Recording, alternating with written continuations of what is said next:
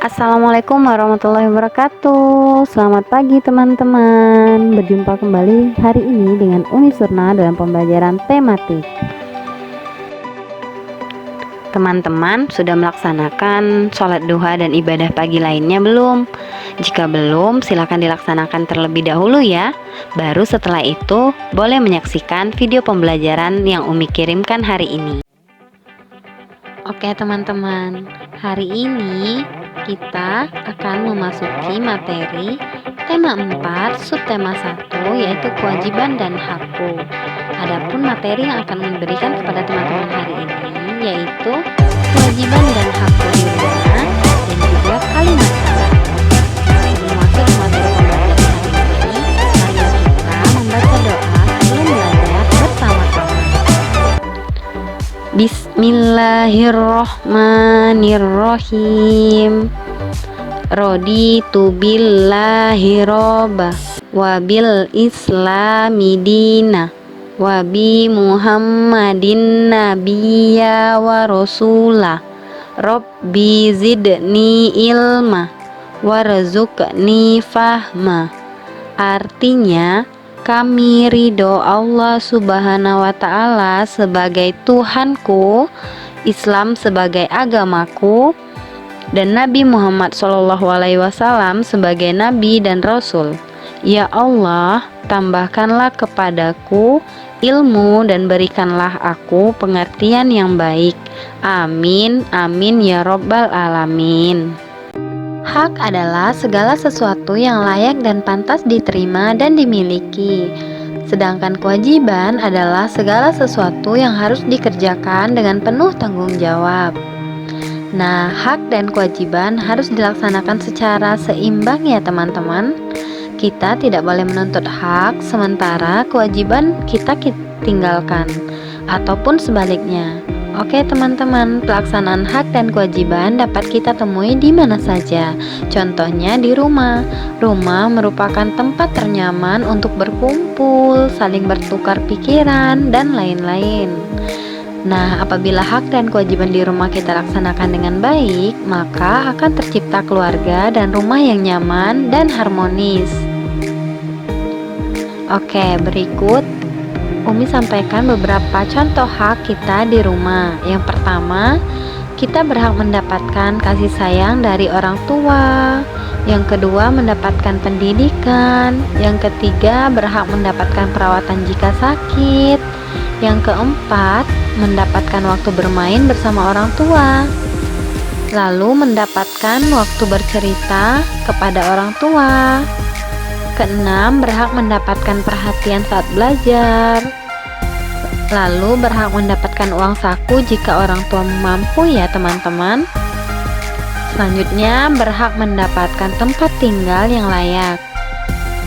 Selanjutnya, hak kita yaitu mendapatkan makanan dan minuman yang sehat. Selanjutnya, berhak mendapatkan pakaian yang layak. Yang ke-11, mendapatkan waktu istirahat yang cukup.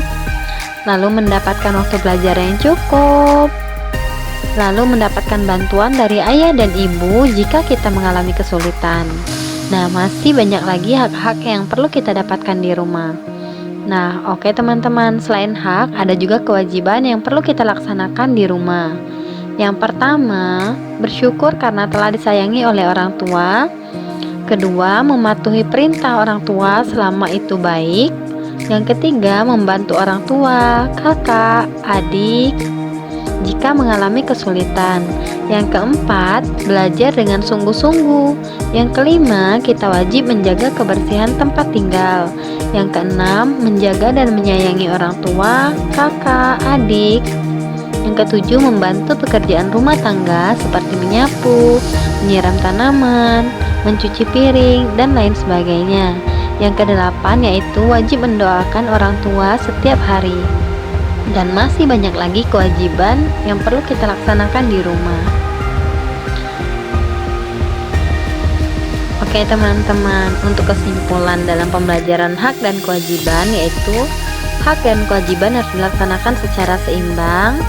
dan dapat kita terima apabila kita melaksanakan kewajiban. Begitupun sebaliknya, jika kewajiban kita kerjakan, berarti kita berhak mendapatkan hak kita. Oke teman-teman, pelajaran selanjutnya yaitu Umi akan mengajarkan tentang kalimat saran. Oke teman-teman, saran dapat diartikan sebagai suatu pendapat, usulan, atau anjuran yang diungkapkan dengan tujuan untuk meningkatkan atau memperbaiki sesuatu. Nah, kalau kalimat saran adalah kalimat yang berisi saran, pendapat, usulan, atau anjuran yang biasanya berbentuk solusi atau jalan keluar yang disampaikan kepada seseorang tentang suatu permasalahan. Nah teman-teman, saran berbeda dengan kritik ya.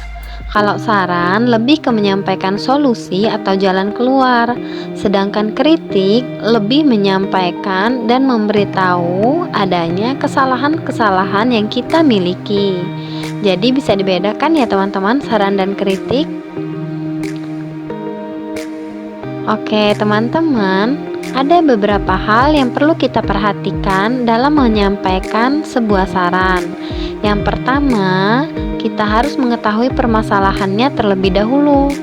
Yang kedua, sampaikan saran dengan bahasa atau kalimat yang baik, sopan, dan santun. Yang ketiga, kalimat saran dapat ditambahkan dengan argumen atau alasan atau pendapat yang mudah dipahami. Yang keempat, saran diberikan dengan tujuan untuk memperbaiki suatu permasalahan. Teman-teman, dalam menyampaikan saran, kita diperbolehkan untuk menyampaikan alasan yang mudah dipahami. Contohnya, misalnya di sini ada kalimat permasalahan, ayah merupakan seorang perokok. Tadi pagi, ayah tiba-tiba batuk-batuk. Nah, ini adalah masalah ya teman-teman. Berarti kita harus memberikan saran kepada ayah. Saran yang bisa kita berikan yaitu, misalnya, sebaiknya ayah berhenti merokok. Nah, boleh ditambahkan kalimat alasannya, karena rokok sangat berbahaya untuk kesehatan. Jadi bisa dipahami ya teman-teman, untuk kalimat sebaiknya ayah berhenti merokok adalah kalimat saran, dan karena rokok sangat berbahaya untuk kesehatan, ini adalah kalimat alasannya teman-teman. Oke teman-teman, kalau membuat kalimat saran, jangan lupa menambahkan kalimat alasannya ya teman-teman. Nah teman-teman, kata-kata yang umum digunakan dalam membuat kalimat saran harus diingat ya. Yang pertama ada sebaiknya. Yang kedua ada kata seharusnya. Yang ketiga ada baiknya. Lalu yang keempat, menurutku.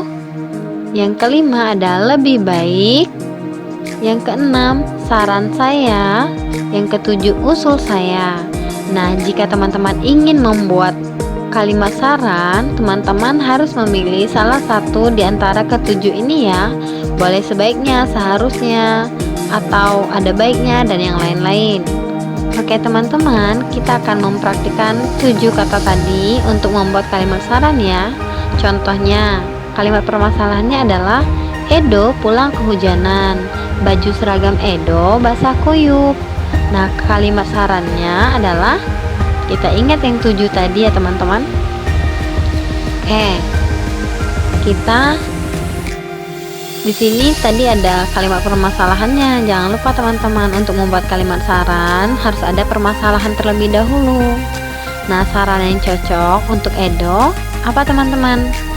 Jangan lupa ingat 7 kata yang tadi. Boleh kita pilih salah satu. Misalnya kita menggunakan sebaiknya Edo segera pulang dan mandi. Boleh kan? Oke, alasannya yaitu karena khawatir terkena flu. Oke, jangan lupa ya teman-teman. Tadi kalimat sarannya adalah sebaiknya Edo segera pulang dan mandi. Lalu kalimat alasannya adalah karena khawatir terkena flu. Jangan lupa kalimat alasannya ya. Oke, supaya teman-teman lebih memahami lagi, Cara membuat saran, kita akan coba berlatih bersama-sama. Yang pertama, Udin minta dibelikan baju baru. Di lemari, baju Udin masih banyak dan masih bagus. Nah, kalimat permasalahannya adalah ini. Lalu, bagaimana saran yang dapat kita berikan dari permasalahan berikut? Ayo teman-teman, gimana kalimat sarannya? Oke, boleh kita pilih dari 7 kata tadi. Contohnya, kita menggunakan sebaiknya Udin tidak meminta baju baru. Lalu, kalimat alasannya yaitu apa teman-teman? Karena baju Udin banyak yang masih bagus. Oke teman-teman, paham ya? Yang atas kalimat saran, yang bawah kalimat alasannya. Ingat, jangan lupa menuliskan kalimat alasannya setelah membuat kalimat saran ya teman-teman.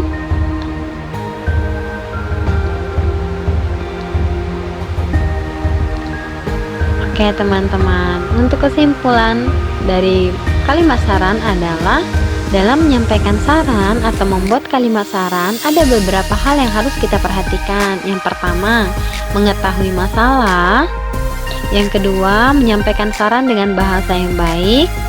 Yang ketiga, boleh menggunakan kata sebaiknya, seharusnya, salah satu dari 7 kata tadi ya teman-teman. Setelah menyampaikan kalimat saran, kita juga boleh menyampaikan alasan yang mudah dipahami. Oke teman-teman, untuk tugas latihan teman-teman di rumah, teman-teman silakan mengerjakan soal pada buku pena di halaman 108, yaitu membuat kalimat saran dari permasalahan yang ada pada buku pena, yaitu nomor 1 sampai dengan 5. Lalu pada halaman 116, teman-teman silakan menuliskan daftar kewajiban dan daftar hak yang teman-teman lakukan sehari-hari di rumah. Menuliskan 5 daftar kewajiban dan 5 daftar hak. Jangan lupa menuliskan latihan yang Umi berikan di buku latihan teman-teman ya. Selamat mengerjakan. Oke teman-teman, itu saja yang dapat Umi berikan kepada teman-teman hari ini. Sebelum menutup pembelajaran hari ini, marilah kita berdoa setelah belajar bersama-sama. Bismillahirrohmanirrohim. Allahumma arinal haqqo haqqo warzuqna tiba'ah wa arinal batila batila warzuqna jtinabah.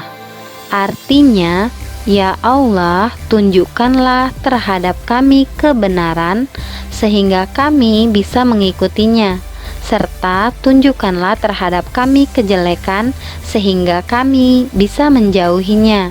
Amin, amin ya robbal alamin. Oke teman-teman, sampai di sini dulu ya pembelajaran kita hari ini. Terima kasih sudah menyaksikan video pembelajaran hari ini. Umi akhiri, wassalamualaikum warahmatullahi wabarakatuh. Thank you for watching.